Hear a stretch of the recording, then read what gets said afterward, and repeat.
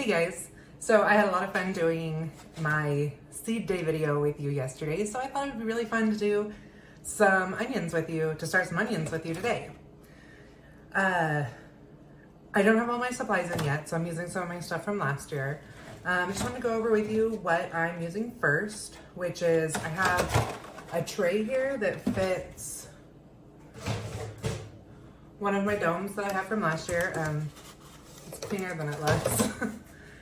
Has like a film on it. I might have to rinse that. And then I'm using some of my, I think they're 4-inch pots, maybe 3-inch. And I'm putting them in here. They don't fit nice and secure like they do in the trays that they came with. But that's because I don't have domes for the larger trays, and I really want to start my onions with domes on them this year. I've had a lot of problems with onions, and that's some of the things I'm going to talk to you guys about today. So, and I also have my tub for putting soil in. It's a big tub here. And I have my scooper bucket, which not everybody needs a scooper bucket, but I got to get into that. I have a squirt bottle with water. I have a pitcher with water. I have my little rake guy. Scissors. Sharpie, a leftover tag from last year that says sunflowers on it, and I'm all about reusing these guys because they're way too expensive. I have the seeds I'm going to use here from True Leaf. They are white, sweet Spanish onions. These are long day onions that I need for growing up in my, I'm kind of between a zone 6 and a zone 7. So if I'm erring on the side of caution, I go for zone 6. If I'm like, oh yeah, I can totally grow that, I go for a zone 7. So it just kind of depends on how I'm feeling. And yeah, anyways. And then I have these. These are from Farmer's Defense. Love them. I'm kind of claustrophobic, so the thought of some long sleeves kind of freaked me out, but they're actually really great. So I just put them on my arms like so. They have the little thumb holes that everybody loves. They go all the way up to like my t-shirt line, so that's nice. Now, the reason I wear these, I have an allergic reaction to something. It could be our soil, it could be some weeds on our land. I just don't know what it is, and it's been a constant battle for me. I've had to do a few rounds of steroids. I've talked about that a little on my podcast. So we've done a lot of things to fix this. One of them is we did raised beds in our main garden that I spend most of my time in. And then I use these Farmer Defense sleeves when I'm working with soil, even in the potting room, but I don't always have to do it the whole time. Mainly just when I'm like trying to get it out of the bag. Once the soil is wetted down, I can generally touch it with my hands all right, but I just have to make sure I wash my hands really quick afterwards. Because I do have some sort of reaction. It might be a bark or something. I remember my mom having a really bad allergic reaction to redwood bark. We don't have redwoods up here, but who knows what's in my bag of soil. There might be some redwood bark. I don't know. Anyways, so I'm gonna cut up in my bag of soil. And I was so lucky today, I actually found my kitchen scissors. And if you have kids, you know exactly what I'm talking about. So opening my soil up. I have found that if I moisten my soil first, even if I'm not doing the soil blocking, even if I'm just using these, it just makes it so much easier to work with. This is why I use my scooper. I just stuck my hand in the soil. But, you know, like I said, as long as I wash my hands right afterwards, I'm usually pretty good. And the only reason I tell you guys this is there might be somebody else who's having the same problem. And if I can give you some tips on how I can still be, there goes Scout, my new little herding dog. If I can help somebody out by, you know, showing them these Farmer's Defense sleeves or just some of the little tricks that I use, be great, because allergic reactions are no fun. Steroids are no fun. Rashes are no fun. So hopefully this helps. I don't know. Either that or you think I'm a huge sissy, but I'm really not because I love the dirt. Which is why I found ways around where I can still get into it every year. So that's probably enough for what I'm doing today, which is my bed's about third quarter way full. And I'm gonna take my big jug here and just pour some in. Maybe yeah, I don't know, you couldn't really see that. I just did like a strip right down the middle. I'm gonna stir it with my rake.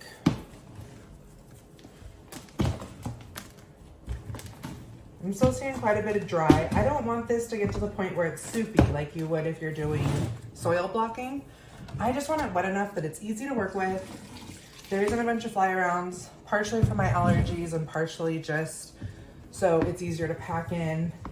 Because I find when I start my soil or start my seedlings and it's with dry soil, then I add water to it and then my soil's gone and then I'm redoing it, or I'm having to add more soil as it settles over the next few weeks, and it's just a pain. So it's better to just do it all right now and have it workable.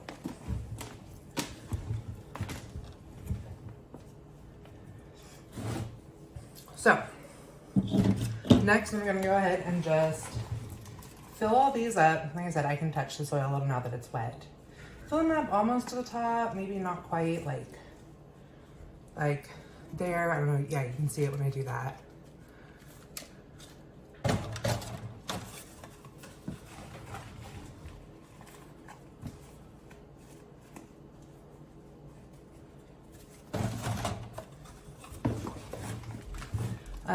So last year, 2 years ago, I was dead set on growing all the onions we needed for a whole year. I figured out about how many that would be. I don't remember at this point. You know how it goes. I've had a baby since then, so, you know. And, I just found like plastic bag in my soil. Fine. And then I started them all, I clipped them good, I did all the things, except I know I left them in the pots for too long before I transplanted them. because I didn't know what I was doing. So I've mentioned before that when I lived in California, where you should be able to grow anything, I was a black thumb. I moved to Idaho and now I can grow just about anything. And even in this story, I can grow onions. They're just not what I'd like to see. So I'm just gonna walk you through what I'm trying this year. I got my onions in too late last year. I planted them when they were already like the size of marbles. And I think a lot of people plant them earlier when they're more kind of just a bulging like green onion, like a small bulb. And by the time I had to go ahead and pull them up, which was in the fall, they were between golf ball and tennis ball size. So definitely edible onions. So you can kind of see these are all almost full. All right, I'm gonna dust off my hands a little. So then I'm gonna go ahead and grab my onions. This is nothing fancy about this part. I think they say do like a half a teaspoon to a teaspoon in each one. I don't know. They say it doesn't matter because their roots don't wrap around each other like say a tomato start would. They're all just kind of stringy. And I'm gonna keep you guys up to date on this so you'll see them. I'm kind of I did like a little handful. I don't know, that's probably closer to a half a tablespoon. Sprinkle it. You can't really see it either because they're black. I guess you can kind of see them because that's what they look like. I put almost all of them in there. It feels a little heavy, so I'll probably go a little lighter in the next one. Need a few more. So yeah, I had some decent onions that were good eating onions. But either my kids or my husband, bless their souls, who just don't have like the farming background that I've had, like my older kids that are my stepsons that I've talked about, and my husband, they put all of the onion, I told them to like store them out in the mudroom to dry, and they put them all in plastic Ziploc bags. So they molded, they re-sprouted. I mean, it was it was a disaster. I had nothing to work with, nothing to use. I was pretty bummed out. I think I did compost them, but it's just not the same. Like, I was pretty excited and didn't get what I wanted. So last year I started again, and I had gotten COVID. Oh, my poor brain. I started all my seeds and just had onions going. Came out like a week later to see how they were doing. I mean, I'd been watering them, but you know, sometimes this time when they stay nice and moist, you just peek and see if there's still moisture on the lid.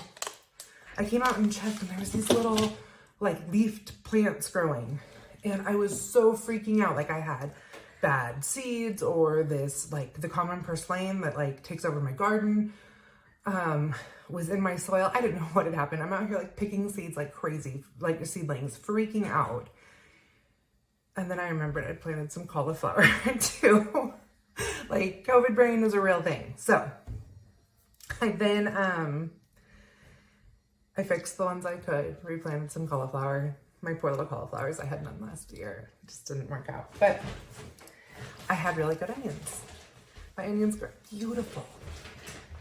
Again, though, we had a time where we didn't put our garden in until later. There's a whole nother story goes on with that. But I got my seeds in the garden.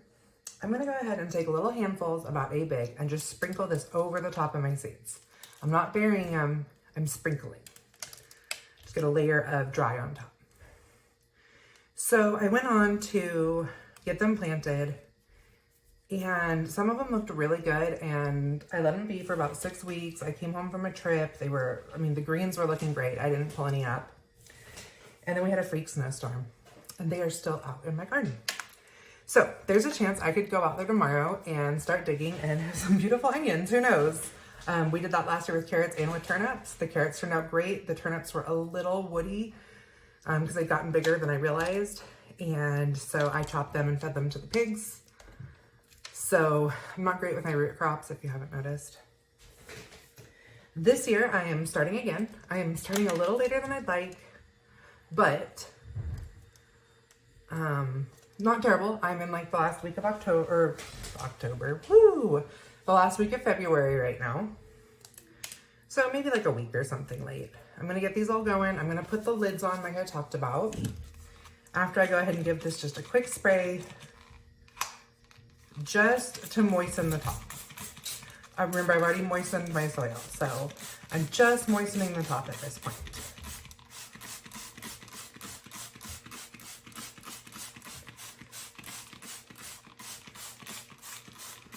Now, let me see, I have a cleaner lid here, I think. Yeah, a little cleaner. So I'm gonna put this lid over it. Like I said, it's not the one that was made to go with it. Well, it goes with the base, but not with the trays. And I'm just gonna leave these for now. I will probably, well, yeah, they're good. I think they're moist enough. I'll probably come out later tonight. I'm about midday right now, and spray them again. And they're gonna be under a light. And I'm gonna continue to spray these with my air vent thing closed every day until I start seeing sprouts.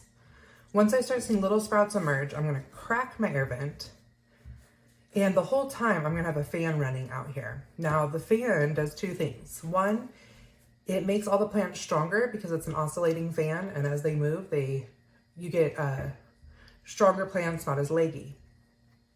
Also, if you have your light really close to your starters, they won't be as leggy. The fan will also keep them dry on top so that you don't get any of that mold and mildew.